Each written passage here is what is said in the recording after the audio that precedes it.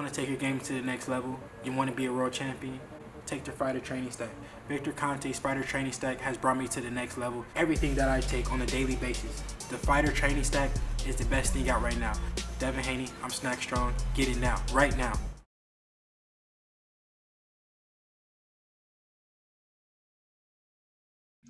Now, Zab, Errol Spence is taking on Yordenis Ugas, who's just coming off of a win over Manny Pacquiao. He took the fight against Pacquiao because, Errol, you had an eye injury, but it's no secret that Yordenis Ugas is a very tricky fighter. A lot of elite Cuban fighters are very tricky. So the question I have for you, Zab, is who is the trickiest fighter you've ever fought?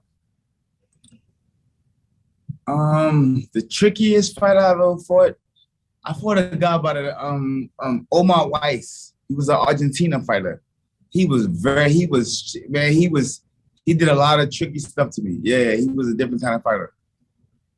Now, for you, Errol, is Yordenis Ugas, I know you haven't been in the ring with him, but would you say in your preparation that this is the trickiest fighter you've, stepped inside the ring with or that you have on your assignment? Or is there someone else that was a little bit trickier than that of Ugas? I don't see him tricky at all. I think y'all putting too much emphasis on that. I mean, most Cuban fighters, they move a lot. They use angles. They stay on their feet and their toes. And Ugas, not even that. Like, he's a guy that, try to fight. He wants to fight. And, he wants to trade shots and things like that. So, I wouldn't say, he's just crazy tricky. Like, Bernard Hopkins is a tricky fighter.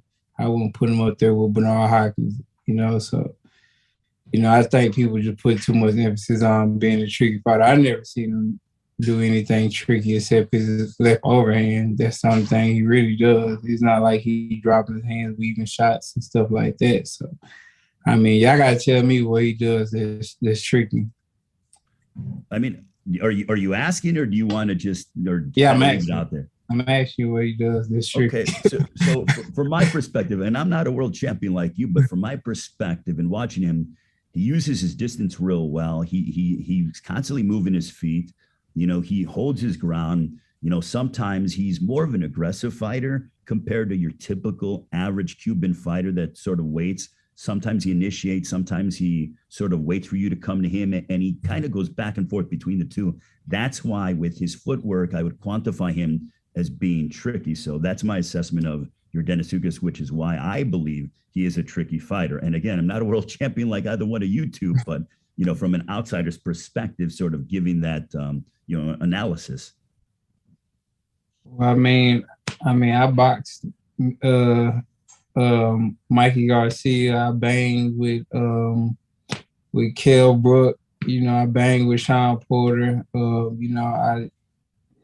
I boxed with Lamont, but still stood in the paint with him, slipping punches and countering shots and stuff like that. So, I mean, I don't stand right in front of the opponents either. So, I mean, like, am I tricky too?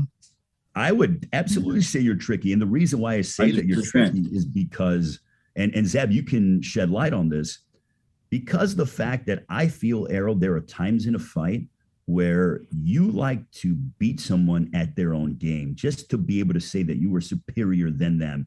Against Sean Porter, you decided to bang with Sean Porter when nobody besides you and your team thought that was advantageous to you. Against Mikey Garcia, you boxed him when people were saying, oh, Mikey's such a fantastic boxer, which he is. I mean, you do these different things that you play to the strengths of your opponent to prove that you are superior. Zab, do you agree with that assessment? Yes.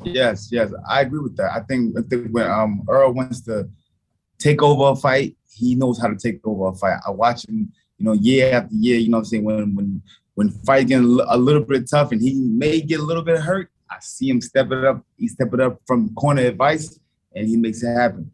100%. I've seen that. Errol, you are a major favorite coming into this fight. I can't remember the last time you were an underdog. Do you pay attention to the odds? Does that matter to you, or is it just sort of something that you don't even pay any mind to? No, it's something I don't even pay any mind to because I'm not betting on books, so. So you don't even pay attention to the bulletin board material. Yeah, I don't care if I'm you know, underdog or not, you know, or I'm a major favorite. At the end of the day, you know, you still got to get in there and prove it. So, you know, that doesn't play any factor in my game plan or in my mind at all. Thank you so much for watching this video, and make sure to subscribe for more videos of your favorite fighters over here on Fight Up TV, and give us a follow online as well at Fight Up TV on Twitter and on Instagram. We appreciate it, guys.